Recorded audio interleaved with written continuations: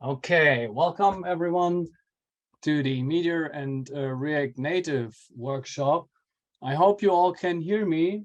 Can you please leave a short message in the chat if you can hear me or not? That would be awesome. Great, thank you. One short notice in advance before we continue with the workshop. I would like to let you know that I had a problem setting up the OBS system to share the output of my tablet with my camera. So I'm using a very low resolution fallback with my webcam here. And I hope everybody will be able to see at least an idea of what will be on the screen. You can also follow the tutorial I'm providing during the workshop and should confirm yourself the things on the screen. But yeah, let's make the best out of it. And one more thing before we start, if you want to attend the workshop, if you want to actively participate, please clone the GitHub repo if you didn't do that before while I'm introducing the things, and set up all yourself. Should take about 10 minutes to set these things up. And also don't forget to give feedback at the end. I will at the end also display the QR code and everything that's required to you. I try to make it understandable for newcomers, but at least there will be some kind of React knowledge required. Anyway, let's get started. First thing about me, I'm Jan Küster. I'm also a Meteor ambassador. So if there's anything you want to know, reach out to me. I'm working at the University of Bremen in Germany, and I'm a software engineer in 2 research projects with focus on educational processes in the classroom and also literacy development. I presented 2 videos in the Impact conference last year about that, if you're interested. And I started with Meteor in 2015, beginning 2016. My main focus is architecture, Blaze, and new to the list, React Native. Today's workshop main question is how to integrate Meteor with a React Native app. I mean, we don't have this typical stack, integration as we have with Cordova, where you can run everything from your media environment. These are 2 independent environments, and we need to make them work. And one thing in advance, I would talk a little bit about React Native in case you haven't heard about it. React Native has some similarities to Meteor. It's a cross-platform technology to develop and to deploy for mobile native platforms, Android and iOS. And the cool thing is it's also development cross-platform and deployment cross-platform. It's also the full JavaScript language and concepts that you know from React. It's JSX and React components, hooks, etc. Everything you already know if you've worked with React before. If you haven't worked with React before, it's not that complicated. There's a rich set of community packages. It's similar to the Meteor community package, and the Meteor package is a package ecosystem. There are many community maintained packages out there helping you to get many of your things done. And then there is Expo, which is not required, but I love to work with it. It helps you to run the whole development infrastructure. It also provides native bindings out of the box, and it's just awesome. Many things you will remember from working with Meteor when you're developing React Native, many similarities. And this is also why I found that React Native and Meteor are so awesome together. It's still cross-platform everything, so you're in your comfort zone still. You're all language and concepts are there. It's basically JavaScript, and there is no fiddling around with Android or iOS specific languages. You don't need to write Java. You don't need to work in Swift or Objective-C or something. And both together brings you even richer set of community packages when combining the React Native and the Meteor packages together. Of course, not in the same environment, but in each applications. Of course, we can use our Meteor magic out of the box, this whole awesome accounts, zero configuration, drop-in packages, everything, auto reconnecting, all that. And both together, that's just super productivity. That's what I liked about this whole workflow. And it just felt good to work with it. That's why I love to show you this. Today, I will show you only specifics because we have limited time, of course. So let me show you what's covered. Basically, it's about connecting our React app to the Meteor application and also make some kind of auto reconnection possible so we can see, are we connected, are we not connected, display specific components to the user based on connection. We have this very important authentication workflow where we use a navigation for this workflow. And that's one of the most important things because from Meteor, we always know this. It's so awesome, drop-in accounts package, just adding some logic to the client, and we already have full authentication layer. And here we need a little bit more, but not that much. We need to handle this auto login with a token. Yeah, that's the Meteor login token. You may know if you've worked with the account package. We have the manual login. So if there's no token, we need to log in. And if we're not registered yet, we need to register. And if we're still in time, then I have a bonus for you that would be also adding some pub/sub and methods. But trust me, even if we don't cover this, we would be you would be able to do this on your own because it would be the same as you know from your web application. So until this point, we covered the most important things. Now that's maybe hard to imagine. So I also provided you a little overview on the architecture. So starting with what you know, that's the Meteor application. That's your comfort zone. This is where you always work on. That's the thing you know. Could be a new application, could be also your existing application, doesn't matter. It's important. This is your starting point, your Meteor backend. Then we have our React Native app. Think about it as some kind of client application that like with Meteor web.browser, but in this case, it's a separate application. And because they are not in the same, not the build, we don't use the build tool to build the React Native app. It's built on its own with its own bundling, building process and everything else. So we need to make them communicate. And for that, there is this @meteor rn/core package, which is already a continuation of Meteor React Native, and where I'm also currently working together with the maintainers. I will talk about that at the end a little bit more. There's also a call to action for you and some chances for Oktoberfest. And on top of that, we have our accounts password providing this whole authentication layer. And in our React Native app, we will have this navigation that uses some kind of context. I will talk a little bit about context if you haven't used contexts before in React. And we have some methods, sign in, sign out, sign up. And using the RN core package, we make all these things work together. But first, let's start and dive into the code.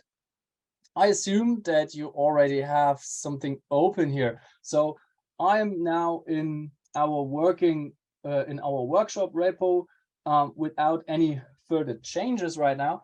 And you see this folder, the app and the backend, our Meteor backend application and our React Native application with minimal content right now. I also posted how to run these applications. So there's this Meteor npm run start in the backend, and to say Meteor npm run start in the app. And then you should see in the backend, it's running on localhost 8000, and the app, you should see that the QR code is provided, and you can use the Expo Go app to run. And when you use the Expo Go app, if you haven't read this workshop before, I just give you a little idea about what's the Expo Go app. This is something I will share. I will stop screen sharing and show you the. I will show you my device. I hope you can see something. I know the quality may not be the best, but I can show you.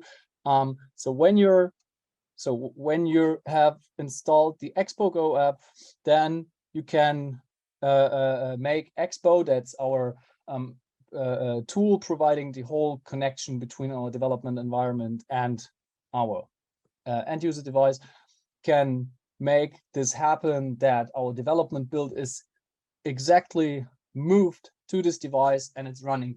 And that's awesome, because I'm developing on a Linux machine, but this is an iPad and I don't need anything else to make this work on the iPad. So no Xcode required, no fiddling and all that stuff. It's all brought by Expo. This is really great. And when you start this app, you will see some welcome to the workshop.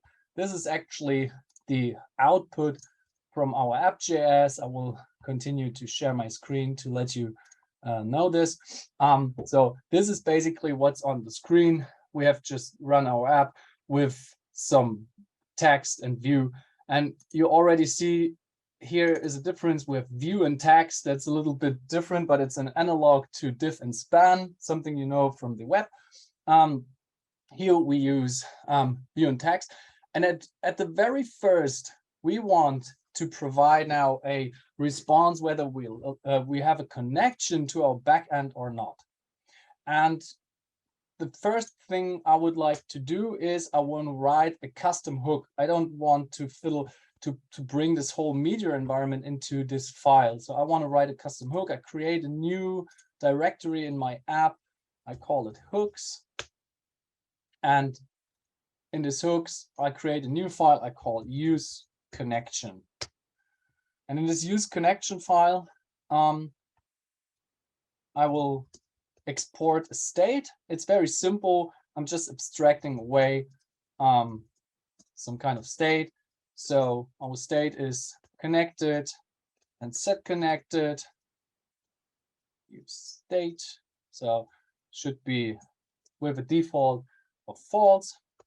And now it's getting interesting because we want to check for our Meteor connection. So first we need to import this Meteor package, import Meteor from add meteor rn/core. Yeah. And here, the very first thing we do is set Meteor is verbose. This is a great mechanism to help us realizing details. It's like an internal additional logging, something like this. So you don't need to put your console logs and all that logic, and you can simply make this package autolog. Now we also want to immediately run meteor.connect. Here it's getting interesting. This is the same as you know from a Meteor web application, only that in the web application, Meteor does that already for you. Yeah. Here we need to do that, and we need this endpoint. The endpoint is our local IP address with the port 8000. And in the tutorial, I described that you have to find your local IP address. I have no script for that, that it's doing for you, and just change this config.json file in the app folder to your local IP address. So for me, it's working like this. So that's my current IP address. And then I'm importing that file, config from upper config.json, and then meteor connect config.backend.url. And while I'm saving, I can also, you can see here in this in the terminal, I can just run the R to make it rebundle, and I don't get any errors, so it seems to be okay. So let's check that. We write a use effect, which basically asks one time if we're connected and one time if we're disconnected, and just updates the state. From Meteor Classic Web, you know, you use tracker reactivity out of the box. That's all cool. Here we use a different approach. We use some package internals and hook into events. It's mostly similar to the Meteor API, but we have some differences, and let me show you that. It's called data. We get it from Meteor get data. So this is some API we can use to hook into the DDP connection events, and we can say data.ddp.on, say connected, and then we have we run a function where we say set connected to true, and we also want an event on disconnected, and then we want to say set connected to false, and we also want to hit Meteor reconnect. Okay, looks fine so far. App.js, and in our app.js we now use that hook. Sorry, forgot one thing. Need to export the connected state. And not export, sorry, return the connected state from this function in order to make it usable in our app. Connected, use connection. Yeah, so this is now our state. Now we can return something like connected, welcome, otherwise connecting to our servers. So, and okay, there's something I missed here. GDP on. Okay, let's run that again. Oh, I know what that was. That's something you have to think about. Is of course in a use effect you should also return a function that removes the events. Otherwise, we will get some errors here regarding the event emitter. I will skip that for now because it's not crucial for our tutorial right now. I just want to show you on the screen right now. So there it's displaying welcome right now, and now I'm canceling. I'm just ending the backend, and it's already switching to connecting. Now I'm rerunning the backend, and once this is connected, takes a second, boom, and we're back to our welcome display. So this is already the our first big step.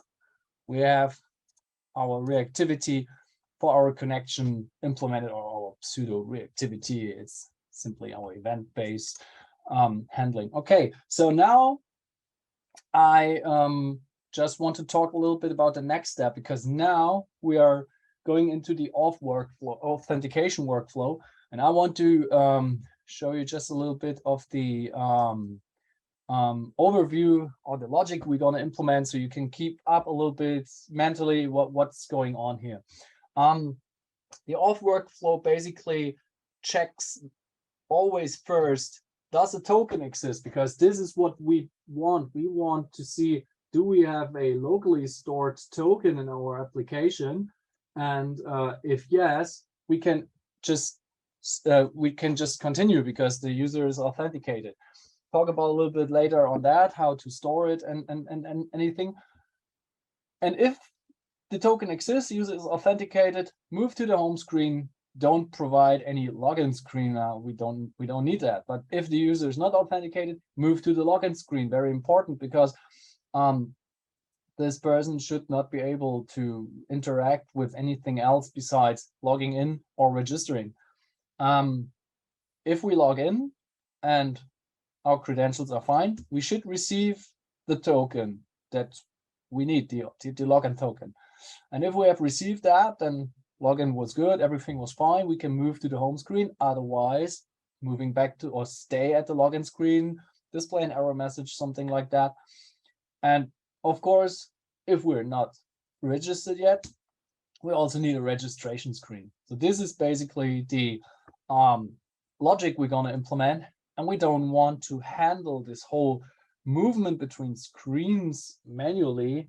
What we want to do is having a navigation doing that for us. So we changed this whole code a little bit in a few seconds, and first create some things. So the screens I described you, I will now add, and then also a navigation. So what I do here is I make a new folder, screens.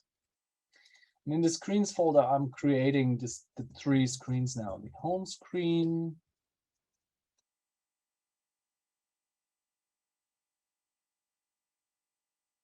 I keep them empty for now. It's just so that we have the components and can work with them. Then we have the login screen.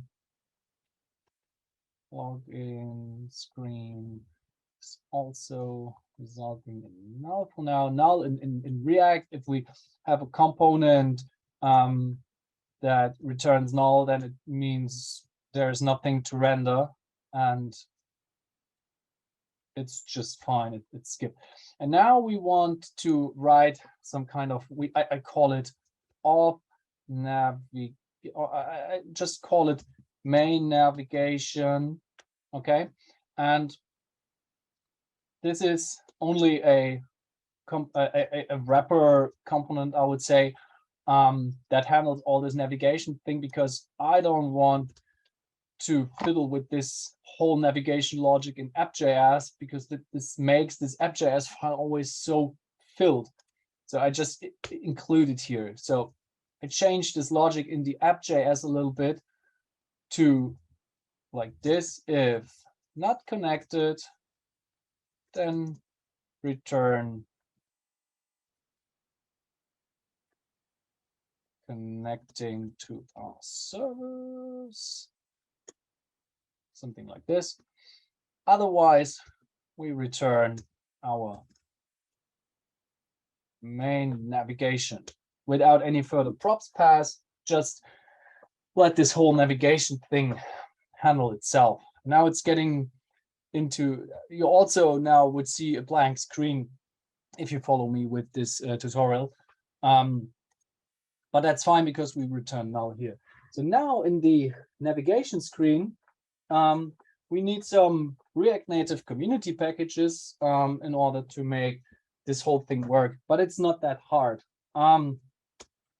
What we need is a navigation container. It's from, I'm just importing it and you can follow me. So we say import navigation container from React Navigation native. This is basically the whole wrapper that manages this like a router logic you can think of, but it doesn't implement the display side, like how it looks like and how it behaves to the user on the UI, how the look and feel. And this is where I import a stack navigator that gives us this nice push and pop feeling of pages, like the next page is pushing on top of the page. We use that with the create native stack navigator from React Native Screens native stack. And now, now it's getting a little bit more complex, because we also want to pass the authentication to our components, to our screens, because this whole navigation will render our screens, but we also want to connect the screens with our overall logic, with our login logic. And this is something where we need this React context. And please be patient and just follow me right now. And then I will explain everything in detail once we come to that point. So first you can create a new directory, contexts. And in this directory contexts, we make a new auth context. This is our authentication context. Basically, will help us connect screens with our authentication logic without the need to pass this through each properties down to the smallest component, but have this some kind of decoupled. And so we say export const auth context is react.create context. Okay, and we need to import React. Okay, and this auth context is used in the main navigation file. So I move that to the right now. This auth context is used in the main navigation file and will be provided as a wrapper to all our components there, auth context provider, and our value will be something that we get from our login hook. Now, okay, a little bit complex. Why auth context provider and value and a login hook? Sounds all very strange. In the login hook we will write now, we will have some kind of small API, sign in, sign up, sign out. And we want to pass these functions to the screens, but we don't want to we don't want to pass this through all props. So we use this auth context here and then let our screens use these as a back reference. But for now, first let's do the write the navigation. So we have our navigation container, our router, basically implementing the full routing logic. And then we have our stack navigator. And I just see that I didn't create a stack navigator right now, but that's fairly easy. We say const, then we say stack, let's create stack navigator, no further parameters. And then we can use that here and say stack dot navigator. And we want to, and here, that's where we want to render different screens. We want to pass to the stack navigator several options of our screens. And to make this a little bit more accessible, I move this to a function I'm calling render screens. I'll write this function here, const render screens. And the logic is like this. Let me say there is some kind of user token, and this is right now null. That's just mocking the user token right now to give you an impression how this looks like. And we want to have this logic here if we have a user token. So if we have a successful login, then we want to return our stack.screen. The name would be home. So we want to display basically our home screen. The component we want to display is the home screen component we just created in advance. And that would be it. So if we're logged in, our whole navigation would take care of and just move us to the home screen automatically. Nothing we have to do manually anymore. But if we're not logged in, we're not authenticated, we need to provide some kind of authentication screens. And you have to think about like a group of screens here that can interact with each other, but we won't be able to route to the home screen right now because this is not part of the stack if the authentication is faulty here. So we can only route between the screens we will provide in this group. And that's basically the same stack.screen. Name is sign into awesome app. And the component is our login screen. That's the one we created before. And now I need to import it. So it's there. And we do the same with register screen. And then we don't write sign in, but we just register to awesome app. Okay. Wrapping this up, I'm saving, and there's also to avoid an error, we just pass a plain object right here. That's fine for now.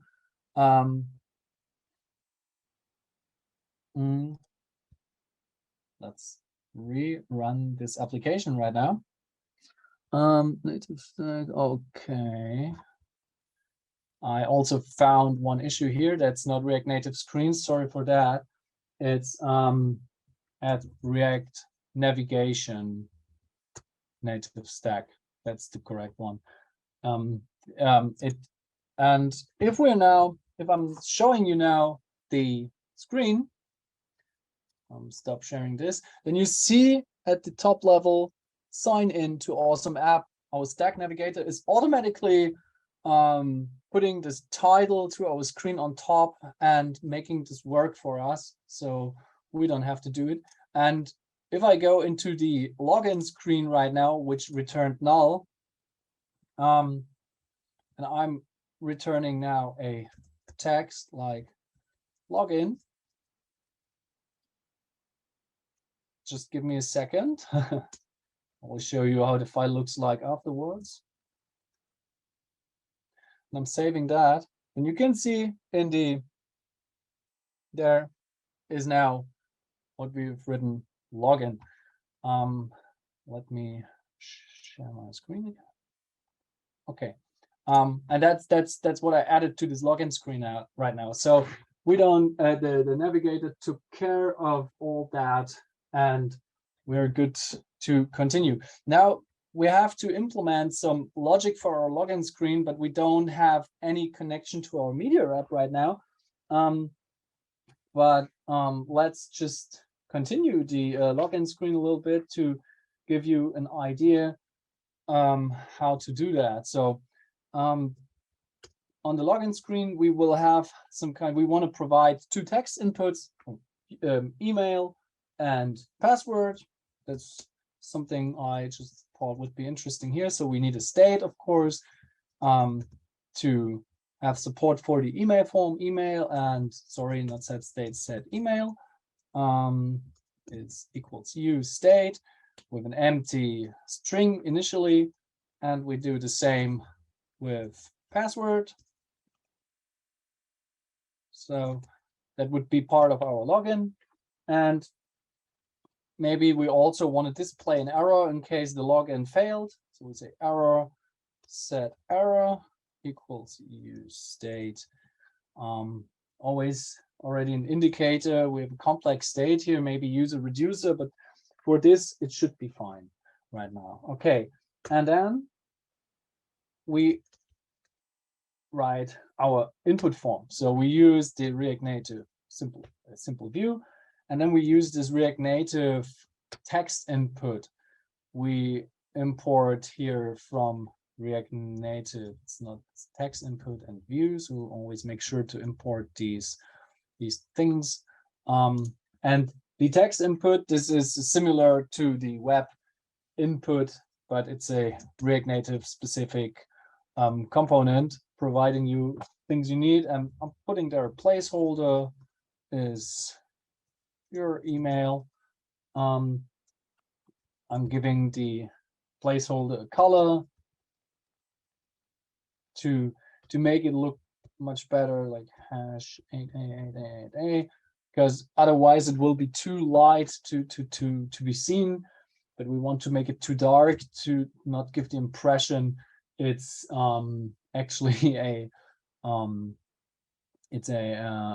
real text. And then we want to give it a style, say flex 1, flex grow 1. I don't want to go into details about the flex system here, but you can think about this like flexbox on the web. This is a whole topic on React Native itself, and it's just for styling. And the value equals to email. And then we have, of course, our on change text equals set email. So what we have here is basically text input updating the email we enter. And then we use the same for the password, but we also add one, we change here, password, set password, and we need to add secure text entry, which makes the password hide. I'm reloading the app, and also need to add one more style to do this.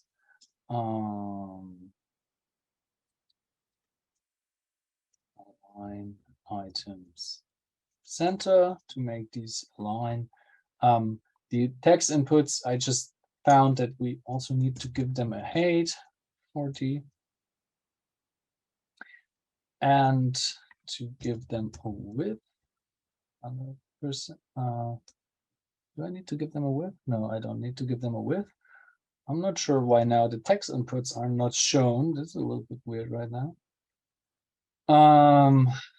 Sorry for that. I need to find now why the text inputs are not shown. Maybe I just remove the style here and see if they're shown there. Okay, they're not shown right now. This is weird. Let me add one more thing. Let me add a button, title, sign in, and on press, we want to call our sign in function, something like that should be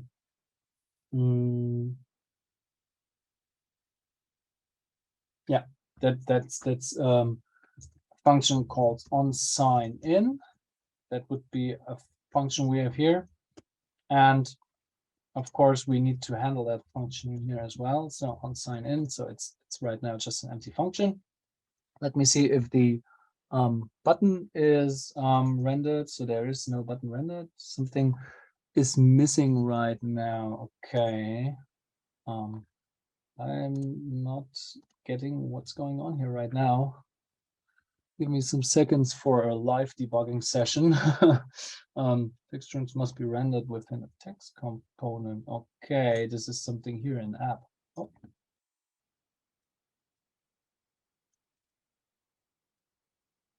Not sure if this is what we want, but that's an interesting error. Okay, text strings must be rendered within the text component. Somewhere here. Is that right? Well, I'm writing a text string right now without using a text component. Okay, somebody has a clue. Somebody saw something that I didn't see in the code. Taking a look at the chat. Somebody know you're importing the wrong button. Oh yeah. Oh my God. Sometimes it's just that simple. Sorry. Okay. Yeah. Okay, restarting, looking good. Ah, I see at least my sign in button. Thanks a lot. So the sign in button is already there. So why don't I get the style here? Okay.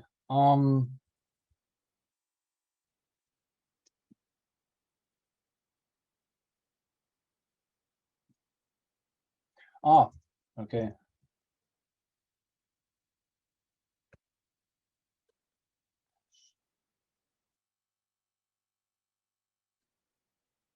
Okay. Now I get something. Nice. Okay. I think I can move that way. Okay, now I see something. Nice. Sorry for the interruption here.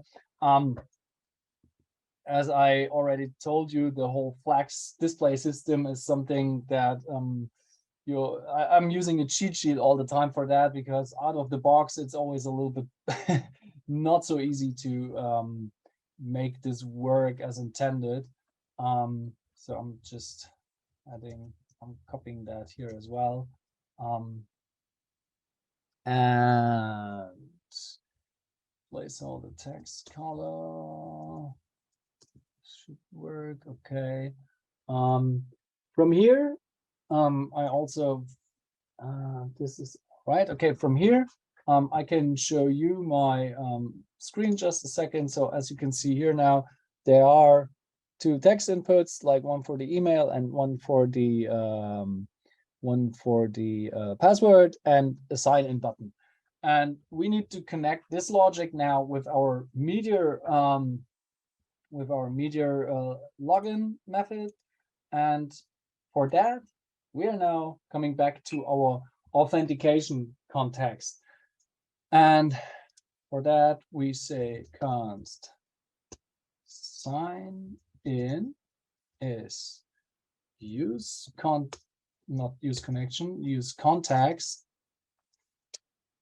authenticate auth context. So this is where we will be able to sign in to Meteor, and we haven't implemented it yet, but that's basically what we want to do. And it's basically sign in and with email and password. And of course, Meteor login with password may return an error if login failed. So we want to handle this error. So we pass some on error function here. We just write it down here. Const on error is error set error. And then we can later use that to display the error, for example, here between these, like this, view text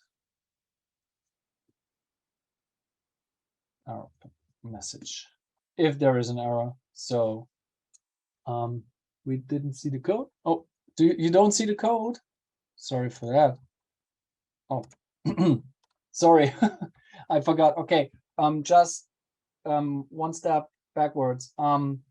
We want to use this sign in from our context, from our auth context, and we will create that in a minute, one level above in the navigation screen, because the navigation should handle displaying the screens, but inside the screens we need our API for signing in. As you can see here, I will pass to this sign in function our email, our password, and the on error hook if we have received an error. And the error will be displayed here. Sorry, I forgot to text. Here we want to display error message in the view in case there is an error. For now, there is no sign in function. And I want to go now one step above, back to the main navigation here. And I want to create a new file in our hooks. I call it use login.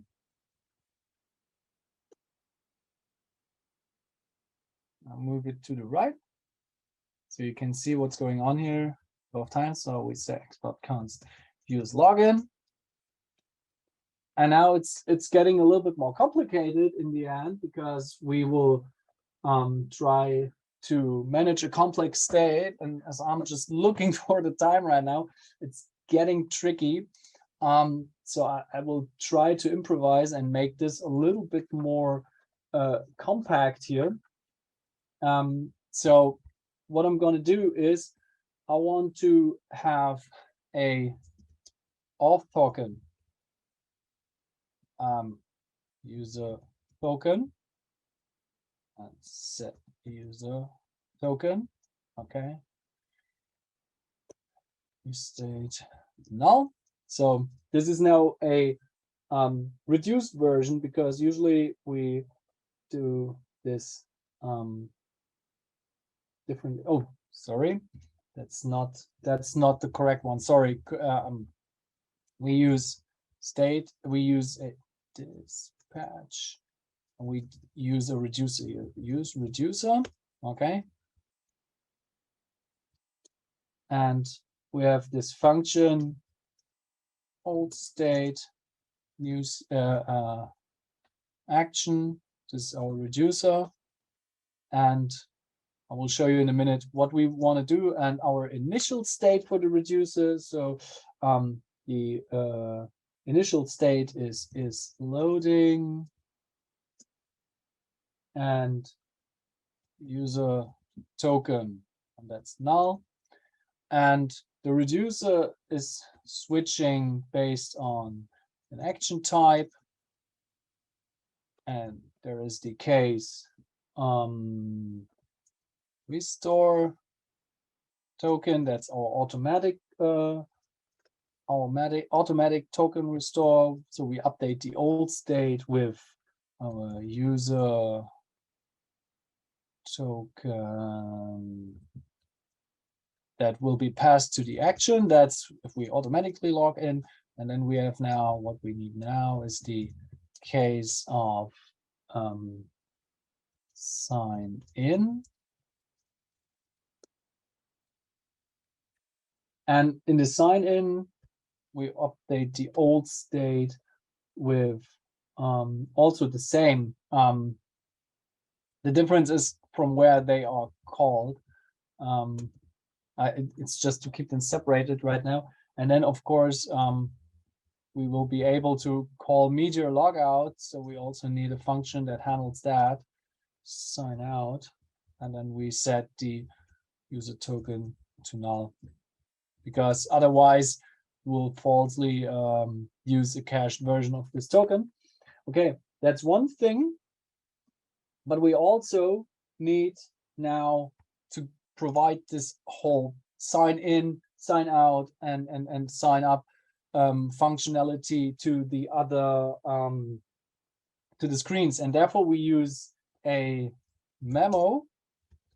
This is where this off context value comes into play. We use a memo to have this call only once, and here we actually write our implementation logic. Okay, no dependencies, running once.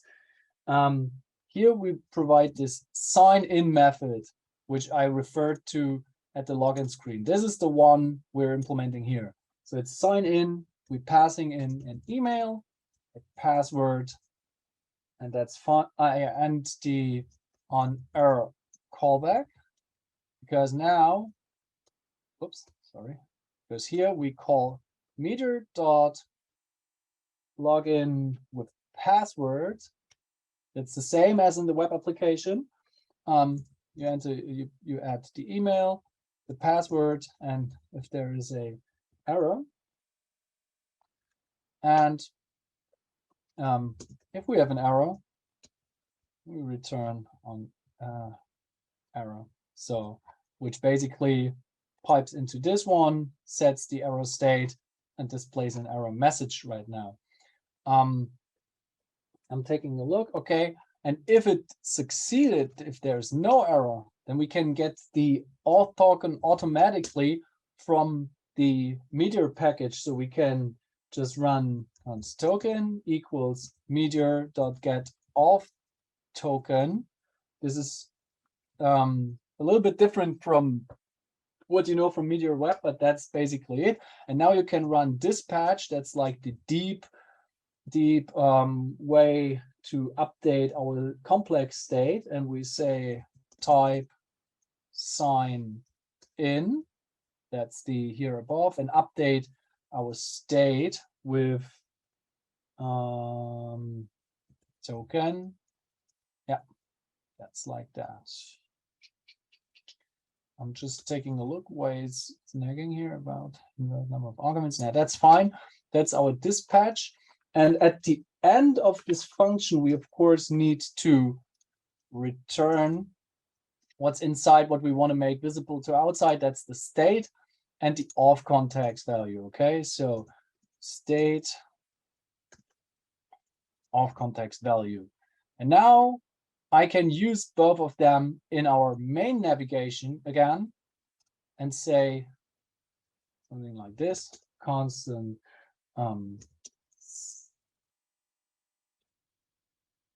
use login, okay, state and auth context value. The auth context value is now used as our value for the auth context provider, making it basically available here in our login screen. That's what we want. And the state is what we want to use to ask for state.user token. Okay, and now we're at that point where we can make our navigation work for all that for us. Okay, there is one thing. Okay, yeah, I forgot one thing. In the login screen, there may be no error available, so I need to conditionally render this here. Say, sorry for that interruption again. So we say render error, const render error. If not error, return null. And if there is an error, return the error message. Okay. Now I'm going to show you how that looks like. And I'm just see if you can, if there are any questions right now, that looks okay so far. So I'm showing you how that looks like. So if I'm on that page and I'm just hitting the sign in button, then I'm first getting an error that I can't find the variable Meteor. So I have in my use login file, I have to import it. I just forgot, sorry for that. So in hooks, use login, import Meteor. I know you can't see that right now. I just want to update. Okay. So if I sign in, I get this match failed 400 error because the user is actually not there. Oh, what we're going to do now? Okay, yeah, we need to sign up, of course. So in order to sign up, we need the register route.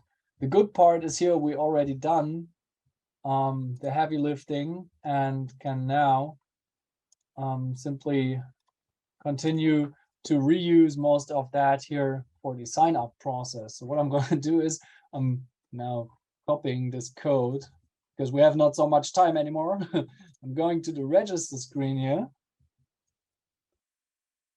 I'm pasting that. I don't use sign in, I use sign up.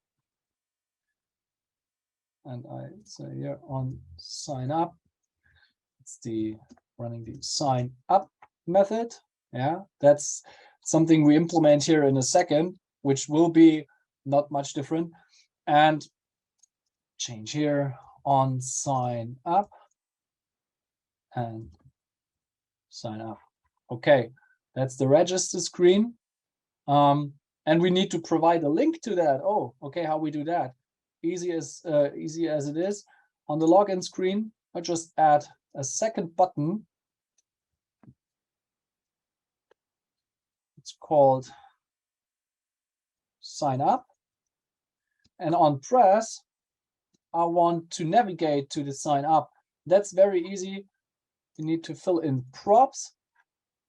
And then we can use the navigator in our props, props.navigator.navigate. And then we have to check again what's the name. Oh, we need a we need to provide a name. And this name is, when I go to this is here. Okay. The name is a little bit complex right now. We could also change this to, we call it sign up, which is a much more ID-like thing, and add this name in the options, and then we say as title, and then we say sign up to awesome app. Okay, we have 4 minutes left, but we can get that.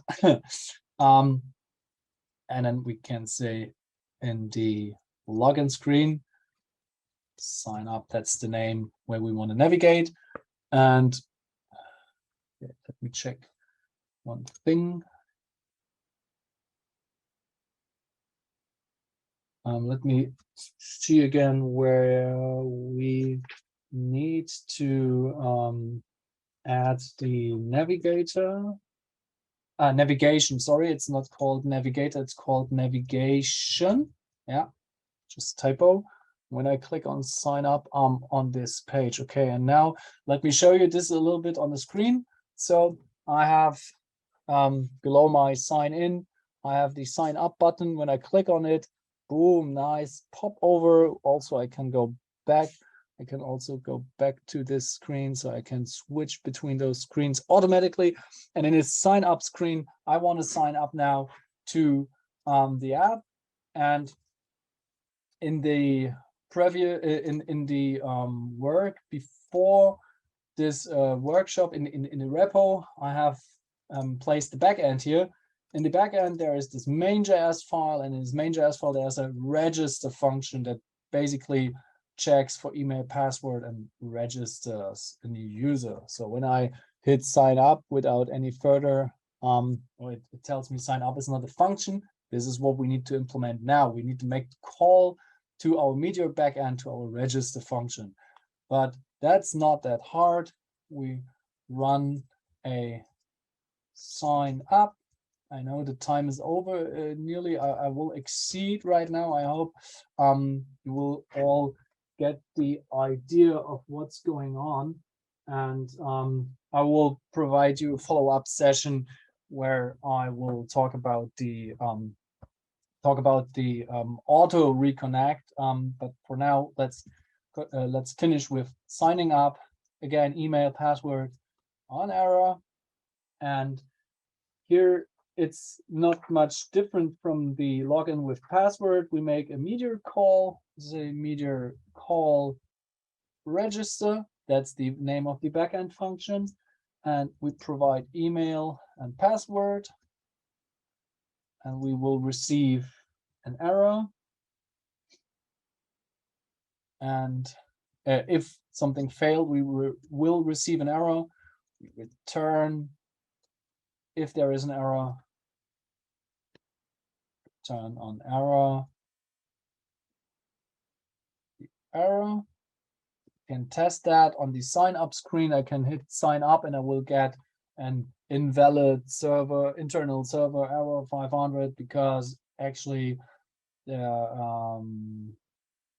shouldn't happen. Something here is missing because I didn't send any email or password there.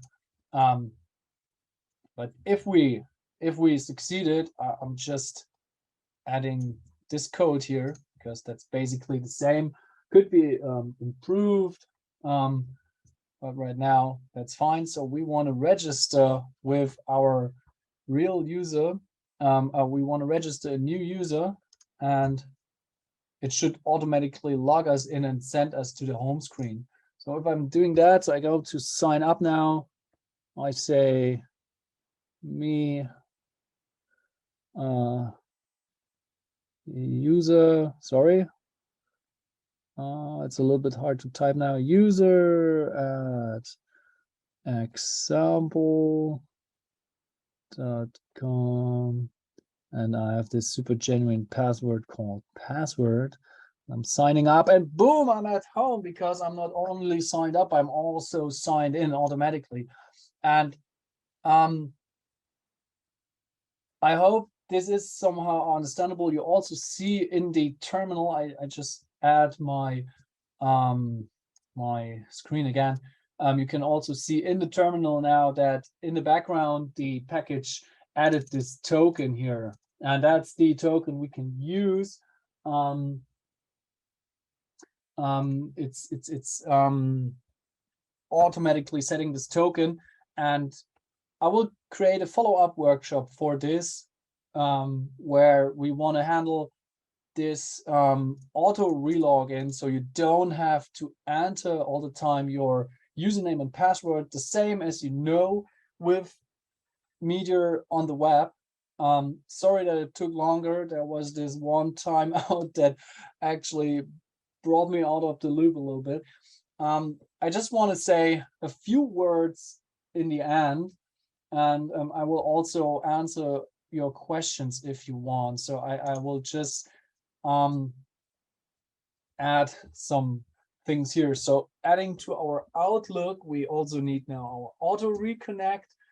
There are things you can add like UI components, OS native functions, persistence, state, assets, deployment. It's so much. I didn't know what to put in there, so I thought this whole authentication layer was one of the most complex thing I had to tackle. So I wanted to put it in this video. But these are things that are there. You can also check out. I provided some resources in the end where you can check that out. I will upload these slides and you can try to pick up from there. For the Meteor app, of course, I didn't put anything like a web front end, no security, there's no checks. This is all something that has to be done as well, of course. And for you, there's something to pick up. Help us to improve the at Meteor RN core package, so that we can also make things like accounts create user from the phone available, for example, which hopefully answers Renee's question right now. And besides that, if you have any questions regarding the workshop or continuing on React Native or want some consulting or whatever, in this case, you can contact me. My contacts and my socials are in the slides. I hope I can wrap this workshop up in a write for DevTO as well, and also put the auto login in there as well. Regarding the resources, we have all official resources and the repos there. And so when you download the slides, you can all use them on your own. Thank you. And I'm also now open to answer some questions regarding the code or anything you want to know. And please don't forget to vote. Yeah, you're welcome for this workshop. I really hope it was understandable and you could follow up despite the issues we had in the middle. Yeah, I hope it was somehow something that brought you more towards this whole React Native Meteor integration. Anyone else? By the way, there was a poll, so I wanted to see. I'm sorry. There was a poll on the site, so I wanted to see if someone, what's your basic experience in advance.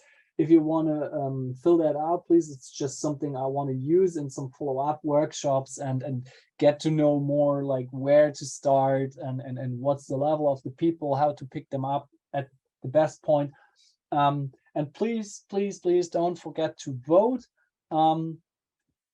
It's I give you the link again, just putting some. That's the link for the Roti Express vote. Please vote and or give me a response. What could be improved, what was good, what was bad. And from there, I want to finish here. Thank you all for participation. And I hope that to see you soon in the other talks.